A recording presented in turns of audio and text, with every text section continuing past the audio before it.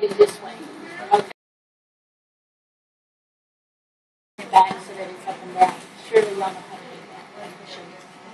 What we're going to do is start with, let's say, the AP clavicle, because we don't have the anchor.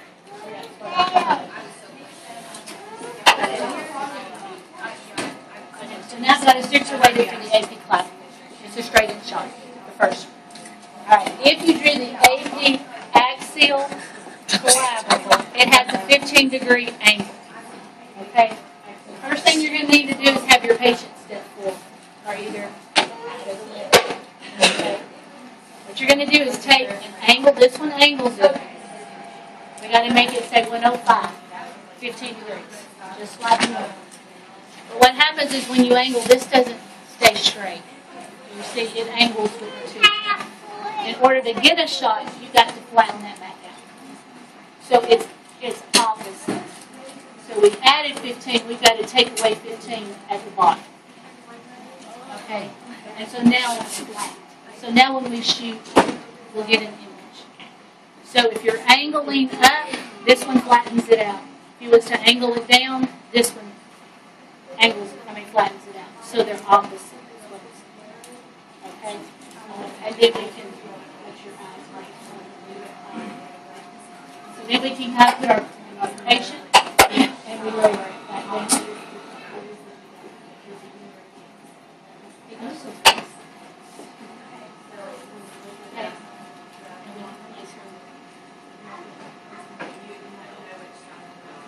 That's how you angle it if they're standing.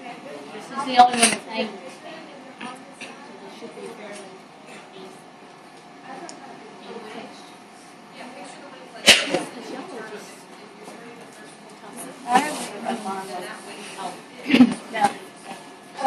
And this is what she's asking, so I'll tell you. This is below that. Do you see that?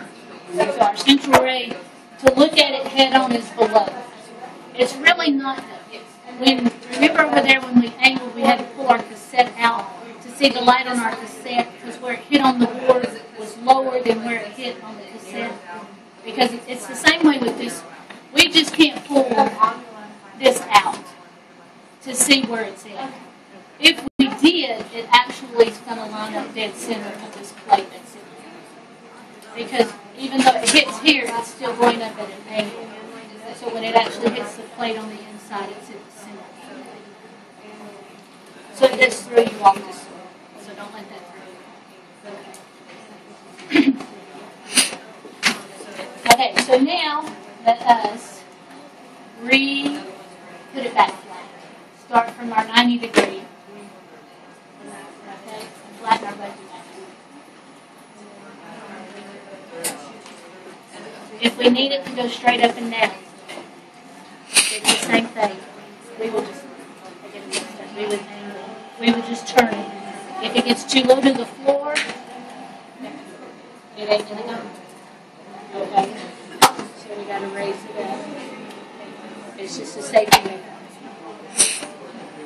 Okay. And so now we're back at 0. Okay. Like I said, we use this for any of our hand sticks, whatever. I mean our hands. Got me. So now, if we're having to do a tabletop, we need this for a tabletop position.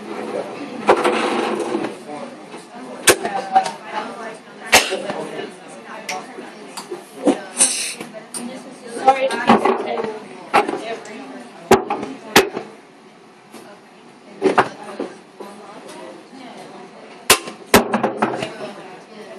It's hard.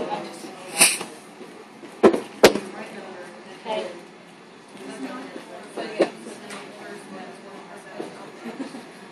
And now this becomes the bucket for the table. Okay?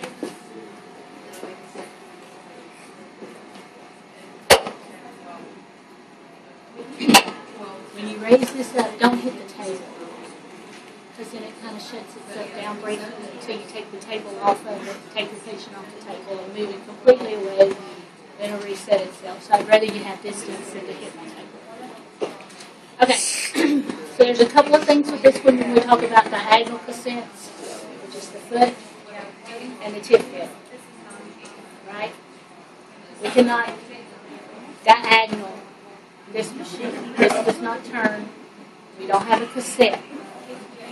And so on the tip fib, we started at 40, collimated to 14 by 17, and then we could go up our distance, right? This one, you cannot do that. So, what you have to do with this one, and I can show you. If you're at 19, say 19 by 14, but if you're at 40 and you go up on your distance with this one, it automatically collimates to what you had originally. You see that? Yeah. So, you cannot do a 14 by 17 and go up in distance. So what you have to do, we got to open it for our, just for the tip fib. We're going to open it. It'll go 20 by 20.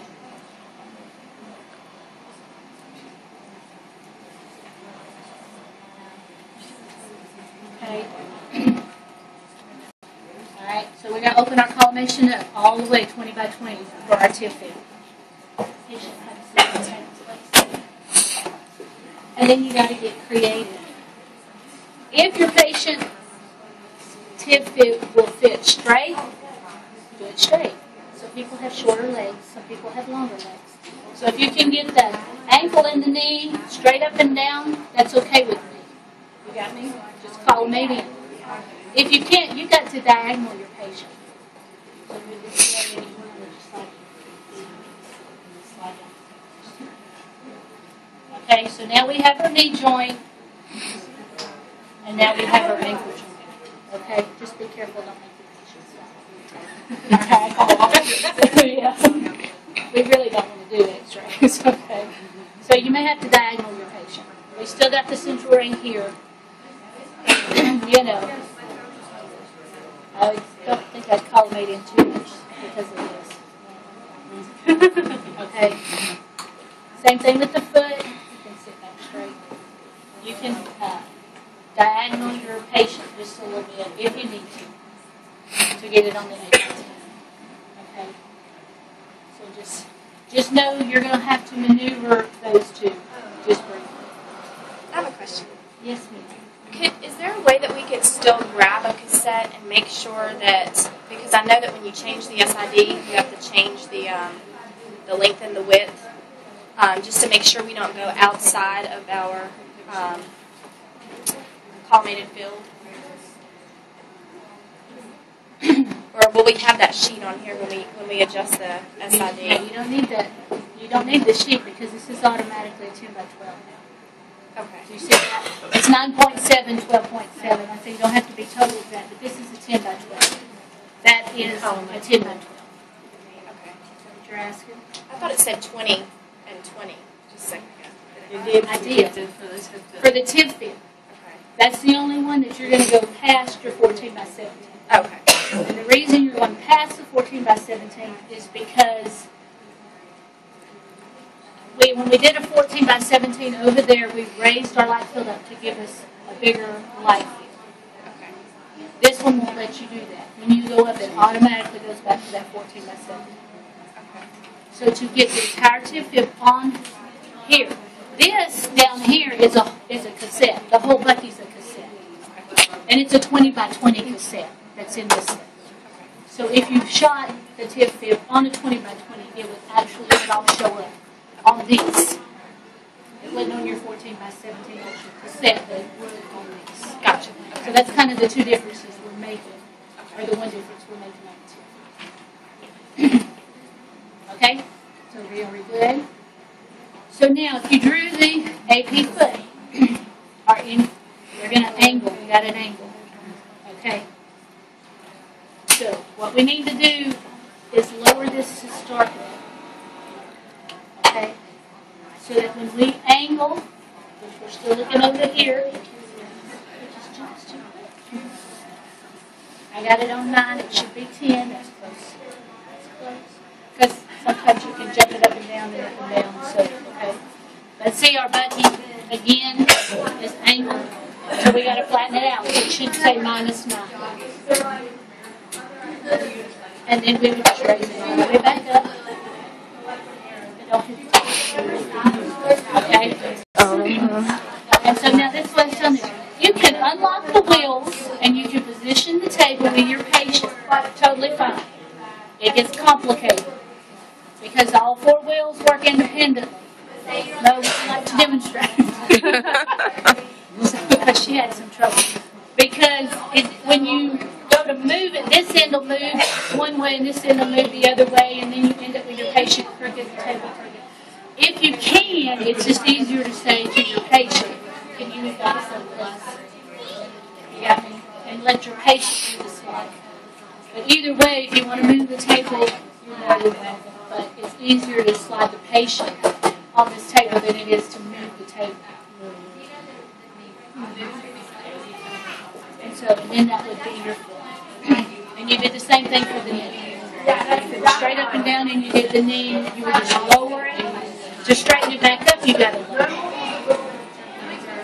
Okay? And then you can take your ankle off.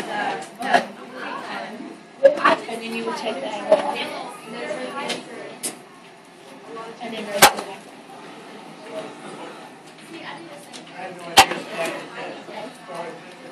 So any questions on how to aid?